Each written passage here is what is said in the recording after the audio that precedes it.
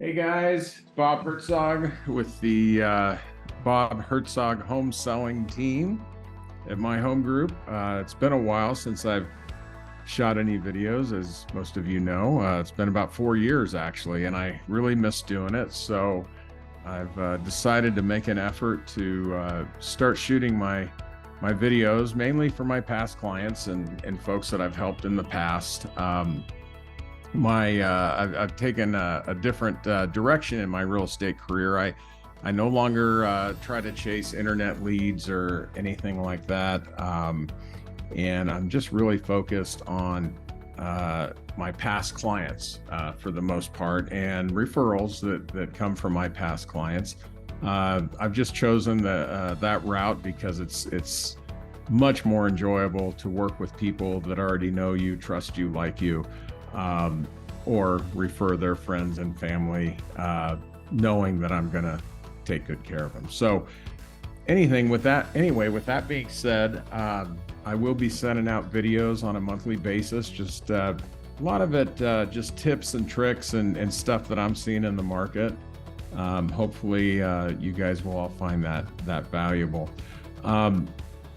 The main thing I wanted to talk about today, though, is just kind of what's going on with this market. You know, it's just, there's so many things going on that just don't make sense to a lot of people. And at times, even to me, after being in the market, in this business for, almost 25 years now, it's still just goofy what we're seeing out there right now. With interest rates being so high, you would think that the cost of homes would come down, but we're in this anomaly right now where interest rates keep going up and the price of homes keeps going up. And, the first thing that everyone asks me is why aren't house prices coming down? Well, it's really, you've heard and seen it in the news. It's really a function of supply and demand is what it comes down to. We still have a handful of buyers out there that need to buy, okay, and we actually have a handful of sellers out there that need to sell, and those are really the only people that are participating at this point. People that we've gotten away from people that just want to sell their house and buy something else, to people that just need to, okay, and it makes sense. Why would anyone leave a 3 or 4% interest rate and move into something that's going to bring a 7 or 7.5% interest rate? It's a huge jump, huge hit for your monthly mortgage payment. So I wanted to talk a little bit about today is who is buying and selling, okay? And I've got some notes here. I'll look down at my notepad every once in a while. I know they say you're not supposed to do that when you're doing videos, but if I don't, I'll forget half of what I wanted to say. So who's buying and selling? There's it's people that have experienced a major life event. Okay, it could be something as terrible as a divorce or a death in the family. It could be a job transfer. Just a ton of reasons that kind of force people's hand and make them have to make a move.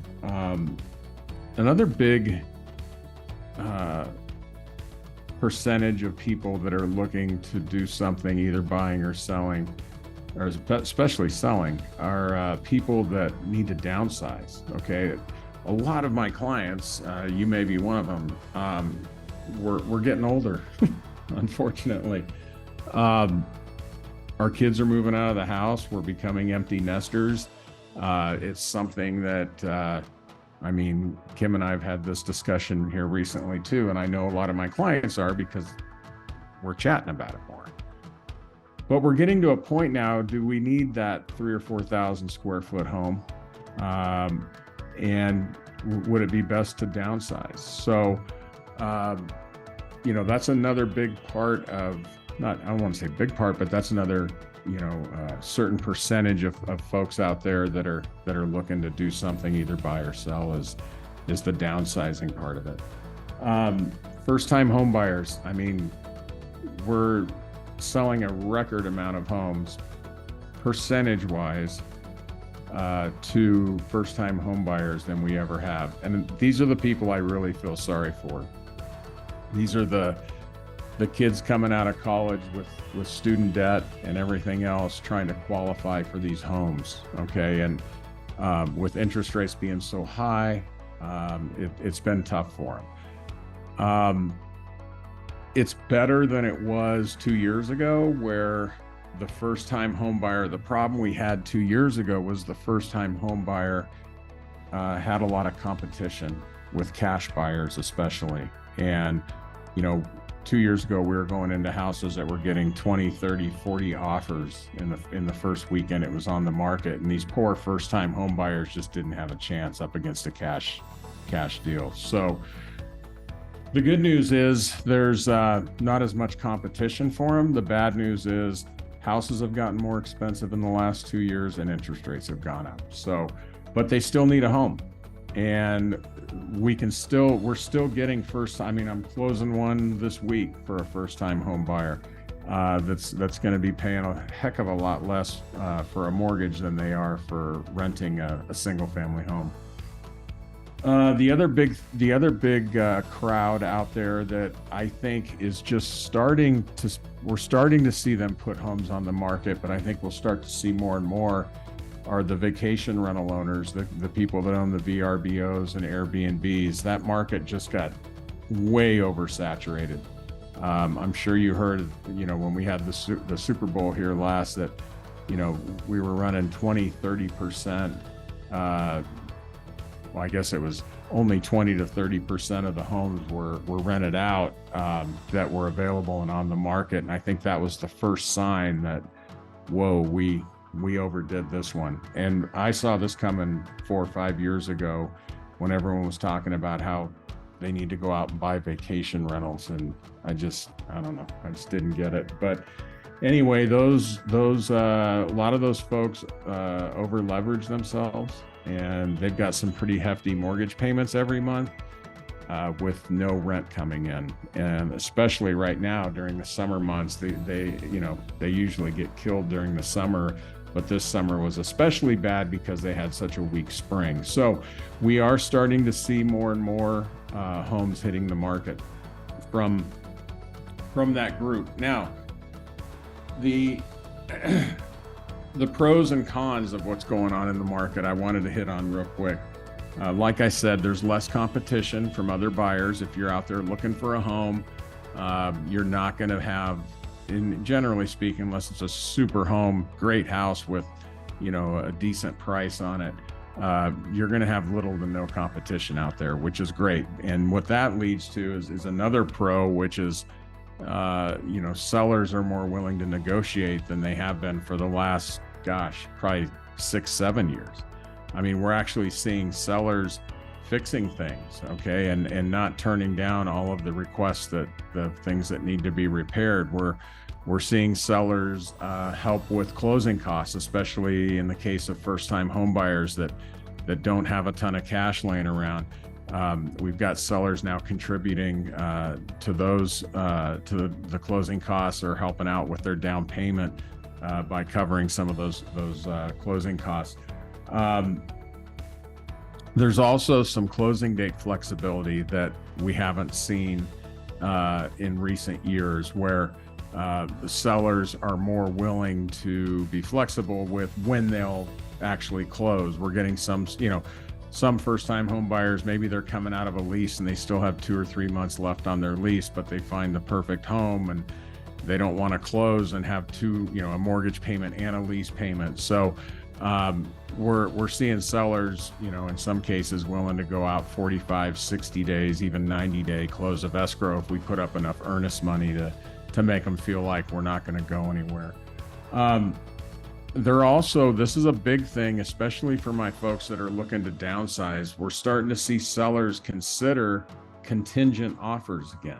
This is big, okay, because this is something that we just didn't see for the last, when the market was crazy. There were so many cash offers and people that could close in 10 days, 15 days, no inspection, waive appraisal. All that crap is gone now, okay? The sellers are now willing to taken on some sellers, not all. They're willing to take a contingent offer, contingent on getting your home sold first.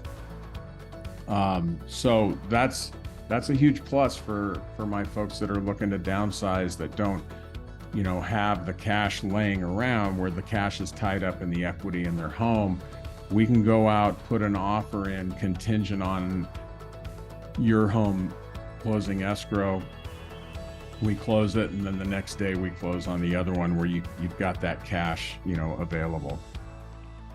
Obviously, when it comes to the cons, the disadvantages of this market, they're pretty obvious. It's what we hear and read about every day on the news, and that is, interest rates are high compared to where they were 2 or 3 years ago. In a historical sense, they're actually very low. For those of you that are in my age bracket or older, you'll remember the days of 8, 10, 12, and some of you that were buying in the 80s remember interest rates in the 15s and 18 and 20% range, if you can believe that. So historically, we're not in that bad a shape. The problem is, back when interest rates were higher, our average sales price on a home was probably 125 or 150,000. Today it's 450, 500,000. So, it's tough. It's tough when the interest rates are high. So we get it. And we just have to hope that they start to come down. We can get through this inflationary problem that we're having, and we can start moving those rates back down. I think personally, that once we get interest rates down there close to 5, I mean, if we get to 5%, look out. Market's going to go nuts again. Sellers will be sellers again. We'll have more sellers out there, and obviously the buyers will be out in droves when they see interest rates come down to that level again. I don't think in my lifetime we'll ever see them down in the 3s again, to be honest. And that's not just me. That comes from, a lot of people that are a lot smarter than I am in predicting these things. But no one has the crystal ball. But remember also that if you do finance something at 7 or 7.5% today, you do have that option to someday go back and refinance it down lower when the rates get down to where they hopefully will be down in the 5s again. The other con with this market right now, the bad thing about this market is just inventory, right? We have an inventory problem right now, and that's what's keeping houses going up, the prices going up. Obviously, interest rates are interest rates. That has to do with our entire economy, but listings right now are down 70 to 80%. I mean, we're 20 to 25% of what we should be in terms of listings and stuff on the market. And the other problem is a lot of the stuff that we're out looking at right now is just crap. You got to be careful with what you're buying. There's a lot of lipstick on a pig out there right now, and we're seeing it. We're seeing issues. Big thing that's coming up lately, I've just had a run of clients looking in the north central Phoenix, where homes were built in the 50s and 60s and or even before that, when they use cast iron pipe. And we've run into 2 homes in a row now where we've had to drop them because, when we did the sewer inspection, the cast iron was just worn out and needed to be replaced. And that's a huge expense. I mean, to have an 1,800, 2,000 square foot home, which isn't a huge home by any means, to have that thing repiped is 25, 30 grand.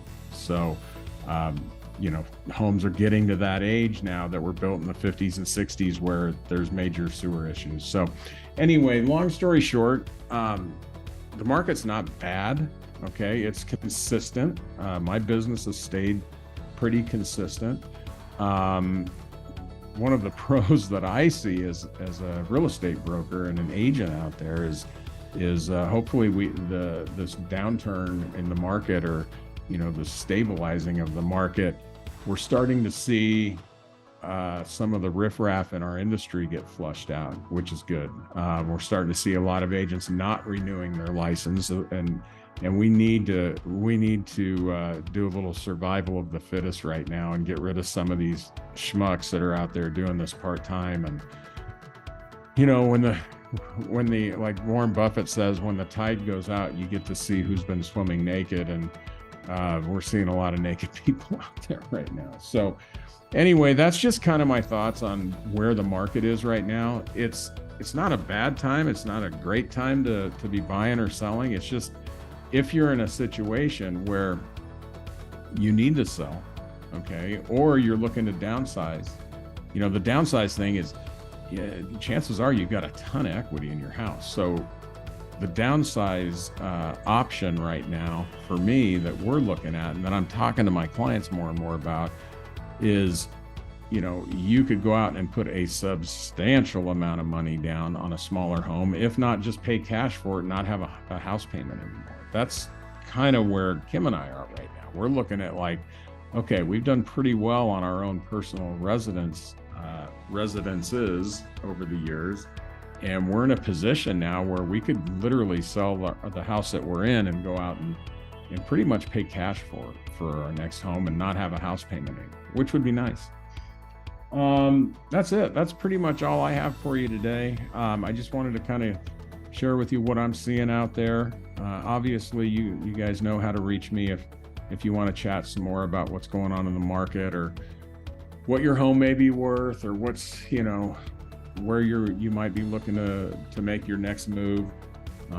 That's what I'm here for. So anyway, good to be back in the video chair doing videos again. I really always enjoyed doing it. And if you guys need anything, you know where to find me. Have a great day.